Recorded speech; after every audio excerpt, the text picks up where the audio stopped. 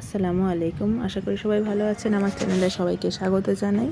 শীত পড়ে গেছে, শুরু হয়ে গেছে নলেন গুড়ের সিজন। আজ আমরা বানাবো নলেন গুড়ের পায়েস। নলেন গুড়ের পায়েস বানানোর জন্য আমি একটি হাঁড়ির মধ্যে প্রথমে একটু ঘি গরম করে নিয়েছিলাম, আর তার মধ্যে কাজু বাদাম কিশমিশ একটু ভেজে নিয়ে তাতে গরুর দুধ ঢেলে দিয়েছি। তারপর আগের রাতে ভিজিয়ে রাখা চালটাকে একটু হালকা আধা আধি গুঁড়ো করে নিয়েছি মিক্সারের মধ্যে অল্প 1 মিনিট চালিয়ে, এবং তারপরে এটাকে একসাথে ফুটতে দিয়েছি। ওই দুধের মধ্যে চালটাকে ঢেলে দিয়ে বারবার তলাটা আমি নেড়ে দিচ্ছি, কেন খুব সহজেই এইটা ধরে যায়। আস্তে আস্তে নেড়ে চেড়ে দেখুন আস্তে আস্তে ঘন হয়ে আসছে, কিন্তু এর আর কোনো প্রসেসিং নেই, ভালো করে নাড়তে চাড়তেই হবে।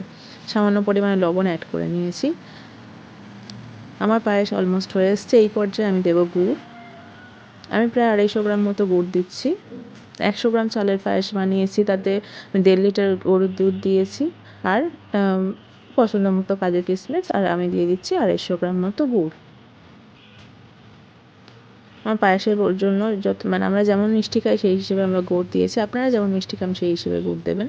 আমার পায়েসটা অলমোস্ট হয়ে এসেছে, দেখুন ফুটছে, ঘন হয়ে গেছে, চালগুলোও সিদ্ধ হয়ে গেছে।